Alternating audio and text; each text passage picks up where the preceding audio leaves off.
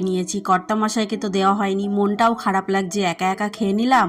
আজ উনি বাড়িতে ছিল, তাই ভাবলাম ওনাকে একটু বানিয়ে দিই। রুই মাছ আলুকে সিদ্ধ করে নিয়েছি, মাছের থেকে কাঁটাটা ছাড়িয়ে নিয়েছি। এরপরে পেঁয়াজ কুচি, লঙ্কা কুচি, ধনেপাতা কুচি, আদা রসুন জিরে বাটা, কিছুটা লঙ্কার গুঁড়ো, লবণ, গরম মশলা গুঁড়ো, গোলমরিচ গুঁড়ো, একটু লেবুর রস আর ব্রেডের সাদা অংশটা দিয়ে ভালোভাবে মেখে কাটলেটের শেপ দিয়ে নিচ্ছি। কাটলেটগুলো আমি খুব বড় বড় বানাইনি, বেশ মাঝারি সাইজ করে বানিয়েছি। একটা বাটির ভিতরে দুটো ডিম ভেঙে নিয়েছি আর সামান্য লবণ আর গোলমরিচ গুঁড়ো দিয়ে ভালোভাবে মিশিয়ে নিচ্ছি। আমি এখানে ডিম দিয়েছি, তোমরা যদি এই রেসিপি দেখে করতে চাও কর্নফ্লাওয়ারও ইউজ করতে পারো। কোটিং করার সময় প্রথমে ডিমের গলায় দেবো একবার আর তারপর ব্রেড ক্রাম্বস, এরকম ভাবে দুইবার করে দিয়ে ডবল কোট করে সবগুলো বানিয়ে নেব।